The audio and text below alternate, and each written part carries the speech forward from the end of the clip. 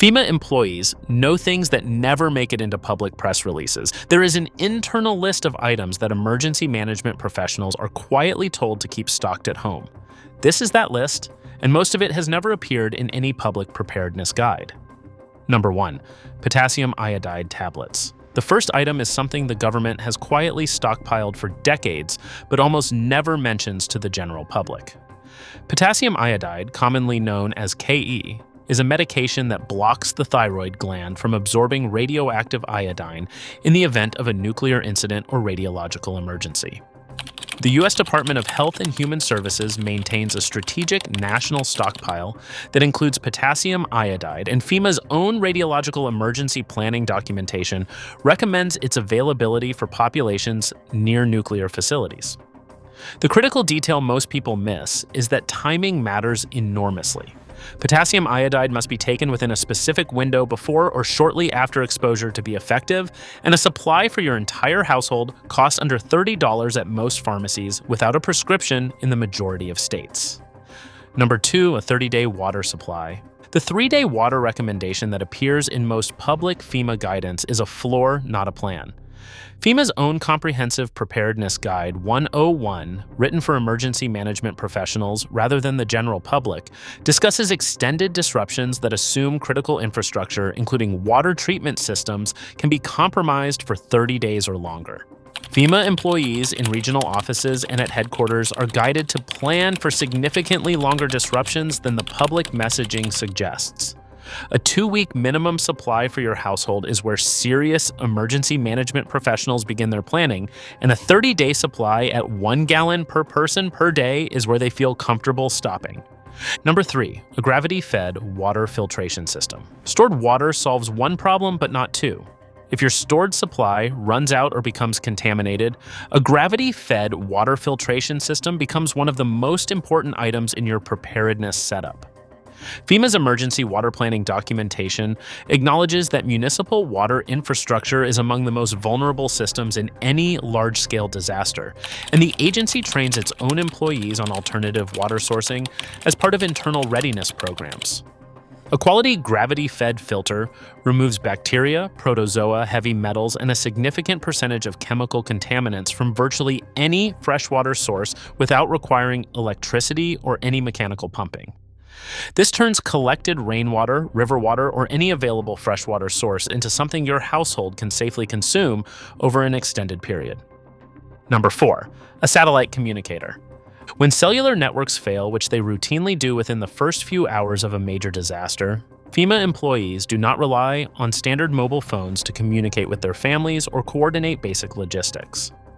Satellite communicators like the Garmin InReach series or SPOT devices connect directly to satellites orbiting above the disaster zone, meaning they function completely independently of ground-based cellular infrastructure. FEMA's own continuity of operations documentation prioritizes communication redundancy at every level because the agency has direct operational knowledge of how quickly standard communications infrastructure collapses under real emergency conditions. A personal satellite communicator provides two-way text messaging, GPS location sharing, and SOS signaling capability from virtually anywhere on the planet, regardless of what is happening to ground-level infrastructure. Number 5. Physical cash in small denominations. Electronic payment infrastructure, meaning card readers, ATMs, and digital banking platforms, is entirely dependent on power and internet connectivity. When both go down simultaneously, which is common in major disasters, the ability to purchase fuel, food, or basic supplies from any vendor still operating depends entirely on whether you have physical cash on hand. FEMA's internal employee readiness guidance consistently lists accessible cash as a core preparedness item, and financial preparedness experts recommend a minimum of several $100s in small denominations, including 1s, 5s, and 10s. Large bills become nearly useless when vendors cannot make change and are operating in high-stress, resource-limited conditions. The amount matters less than ensuring the denominations you carry are practical for real transactions in a disrupted local economy. Number 6, a 90-day prescription medication supply. Prescription medication supply chains depend on manufacturing, distribution networks, and pharmacy operations all functioning at the same time. In a sustained regional disaster, all three can be disrupted simultaneously, and accessing medication during or after a major emergency can become extraordinarily difficult or completely impossible. FEMA's preparedness documentation and the agency's guidance for its own personnel specifically addresses medication continuity as a personal preparedness priority. Many insurance plans can be convinced to fill a 90-day supply instead of a 30-day supply with a simple request to your physician and a call to your pharmacy. Some states have emergency dispensing laws that allow pharmacists to provide limited supplies without a current prescription during declared disaster situations, which is worth researching for your specific location before you actually need it. Number 7, ANOAA radio with SAME technology. The version of emergency radio that FEMA employees are trained to own is not the basic hand crank radio that appears on most public preparedness lists. Specific area message encoding, referred to as SAME technology, allows a weather radio to be programmed to receive alerts only for your specific county or region, filtering out warnings from areas that do not affect your location. FEMA and the National Weather Service both recommend SAME-capable radios because alert fatigue, which occurs when people begin ignoring alarms because too many irrelevant ones come through, is a documented problem that directly reduces preparedness effectiveness. This technology ensures your radio only activates when an emergency is genuinely relevant to where you are, making it far more useful than a device that wakes you up for every warning across a 3-state region. Number 8. A hemorrhage control trauma kit. Basic first aid kits address minor wounds. They do not address the category of injuries that actually kill people in the first minutes of a serious emergency, which is uncontrolled hemorrhage. The Stop the Bleed campaign, developed in collaboration with FEMA, the American College of Surgeons, and the Department of Homeland Security, was specifically created to address this gap in civilian emergency preparedness. The campaign's core recommendation is that every household should have at minimum a tourniquet, hemostatic gauze, a pressure bandage, and at least one person trained in how to apply each item correctly. FEMA employees in field positions receive hemorrhage control training as part of their operational readiness requirements, and the underlying reasoning applies directly to civilian households. Uncontrolled bleeding is survivable with the right supplies applied within the first few minutes. Number 9, a Faraday bag for electronics protection. Most people have heard of an electromagnetic pulse, but very few have taken any practical steps to protect their electronics against one. A Faraday bag is a shielded enclosure that blocks electromagnetic fields from reaching the electronics stored inside it, preserving their functionality in a scenario where unprotected devices would be permanently destroyed. FEMA's awareness of electromagnetic risks to critical infrastructure has grown substantially in recent years, and internal guidance within the emergency management community addresses personal electronics protection as part of long-term readiness planning. The items worth protecting in a Faraday bag include a backup solar charger, handheld communication radios, a spare phone, and any small medical devices your household depends on. A quality Faraday bag costs under $30 and represents one of the highest value-to-cost items on this entire list.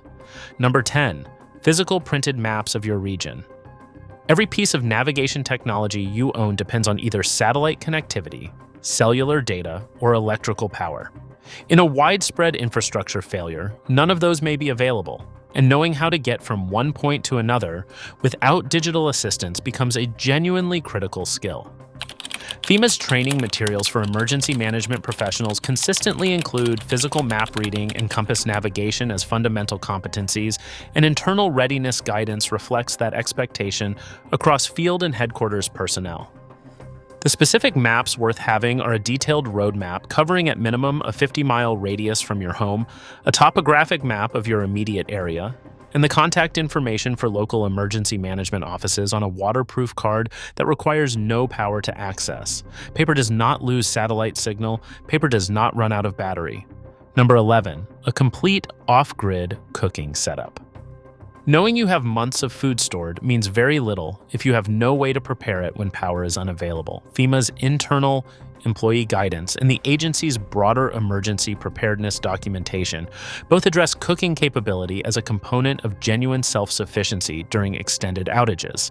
A complete off-grid cooking setup includes, at minimum, a quality camp stove, sufficient fuel for 30 days of regular cooking, and familiarity with how to prepare the specific foods in your stockpile.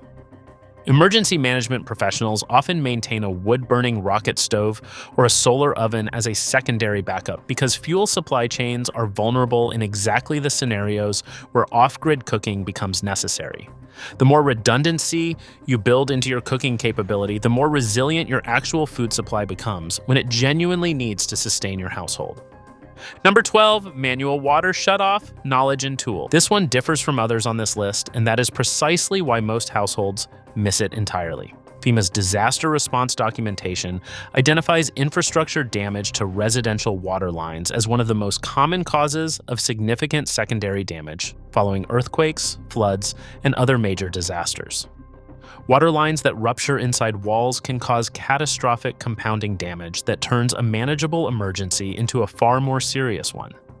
FEMA trains its employees and encourages emergency management professionals to know exactly where their manual water shutoff is located, how to operate it quickly under stress, and to keep the appropriate shutoff wrench within arm's reach of that location at all times. Research cited in FEMA-supported preparedness studies has found that approximately 60% of American homeowners cannot locate their water shutoff without a search. Number 13, a solar generator or high-capacity power system. A flashlight and a set of batteries does not constitute power preparedness at the level FEMA employees are guided to maintain for themselves and their households.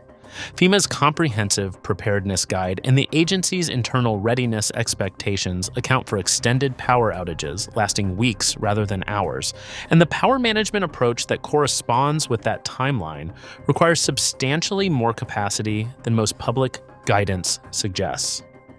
A solar generator, which is a large battery bank paired with solar input capability, allows you to charge communication devices, power small medical equipment, and maintain basic electronic functionality during an extended blackout. The models worth researching are those with both solar charging input and standard household AC output, because that combination bridges the gap between short-term emergency backup power and genuine sustained off-grid capability. Number 14, a 30-day nutritionally complete food supply. The 72-hour emergency food kit that most public preparedness guides recommend is calibrated for short-term shelter-in-place scenarios following relatively contained disasters.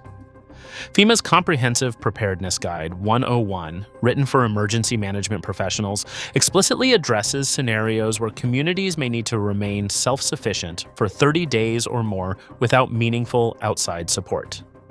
Nutritional quality matters as much as calorie count in that context. A food supply that meets caloric targets but fails to deliver adequate protein, healthy fats, and micronutrients will produce measurable cognitive and physical decline within 2 weeks, significantly impairing your ability to manage any ongoing emergency.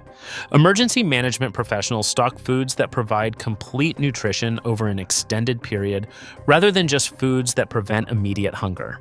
Freeze-dried proteins, canned goods, sealed grains, and quality fats form the foundation of a genuinely resilient emergency food supply.